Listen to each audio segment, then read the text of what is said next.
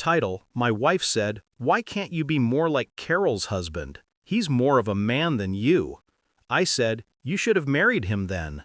The next day I left a letter on the kitchen table with my ring on top.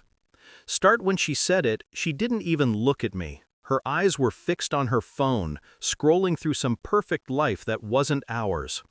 "Why can't you be more like Carol's husband? He's more of a man than you."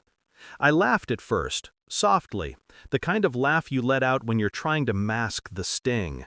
Then I said, calmly, "You should have married him then." She rolled her eyes. That night we slept back to back. Her phone glowed until past midnight. Mine stayed dark. We used to be us, two kids building something out of nothing. Shared bills, shared dreams, shared hunger for a better life. When I lost my job during the merger, I thought she'd stand by me. She did, for a month. Then came the distance, the size, the subtle comparisons. She started dressing up more, even on lazy weekends. Her perfume changed, the same scent Carol used. At first, I told myself it was coincidence. But coincidences have a smell too, and this one stank of betrayal. It started with a message I wasn't meant to see. She'd left her laptop open, careless, like someone too confident in their lies. A message popped up. "He suspects nothing. He still thinks I'm with Carol." The name above it? Daniel. Carol's husband. My heart didn't break. It froze. There it was, the man she compared me to, the one who was more of a man. And she'd been in his bed while I'd been rebuilding my career, our savings, our life. For a long minute I stared at that screen, my hands still, my breath measured. Then I copied everything, every chat, every photo, every voice note. I didn't confront her, not yet. Revenge isn't rage, it's patience with a pulse. Over the next 3 months, I played my role perfectly. The quiet husband, the one trying to make it work. But behind that quiet, I was building. I met with a lawyer, discreetly. We prepared divorce papers, airtight and timed with evidence strong enough to erase any sympathy for her. Our joint accounts became mine alone. I transferred every shared asset into a trust I controlled, legally, cleanly. I set up a dinner, a double date, me, her, Carol, and Daniel. I told her it was to reconnect with friends. She hesitated, then agreed. Probably thought she could keep her perfect little act intact. The restaurant was expensive, elegant. She wore that same perfume. Carol came in glowing, oblivious. Daniel looked tense, the kind of tension guilt breeds. Over appetizers, I smiled, told stories, laughed like I used to. I let them believe everything was fine. Then I pulled out my phone. "You know what's funny?" I said. "We all trust each other so much. But if I told you I had a secret, a really dark one, would you believe me?" They laughed nervously. That's when I played the recording, her voice whispering in Daniel's ear, "You're everything my husband will never be." The silence that followed was biblical. Carol froze. Daniel went pale. My wife's face cracked.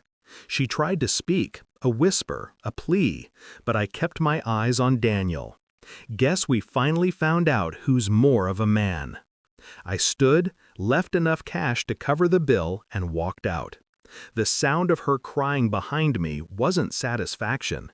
It was confirmation. The next morning I woke before dawn. The house was quiet, heavy with that post-storm stillness. On the kitchen table, I placed my wedding ring and a letter. It wasn't long, just the truth, stripped bare. You compared me to a man you were already sleeping with. You wanted more of him, now you can have all of him. The house, the car, the money, gone. You signed them over when you weren't looking. I don't hate you, I just finally see you for what you are. And at the bottom I wrote one line she'd never forget. A man doesn't need to shout to prove his worth. He just needs to leave. She found the letter around noon. I watched from my car across the street. Yes, I stayed, just long enough to see. She walked into the kitchen in her robe, holding a mug of coffee like it could still save her. When she saw the ring, she froze. When she unfolded the letter, her hands started to tremble. Then it hit her, the realization, the weight, the ruin. She fell to her knees, screaming my name. Not in anger, in regret. The kind of sound that comes when you realize the game's over and you lost. I didn't smile, didn't gloat, just watched. And then I drove away. People ask what revenge feels like. They expect fire, chaos, satisfaction. It's none of that. It's silence, peace. It's the moment you stop begging to be enough for someone who never deserved you. Last I heard, Daniel's wife left him. My ex moved back to her mother's place, jobless, friendless, and drowning in debt she didn't see coming. As for me, I rebuilt, quietly. No social media posts, no explanations, just work, discipline, and the kind of calm that only comes after you've burned the bridge behind you and realized you never needed to cross it again. I still remember her words. Why can't you be more like Carol's husband? Now I smile when I think of them, because in the end, she got exactly what she wanted. And I walked away a man, not because I proved her wrong, but because I never looked back.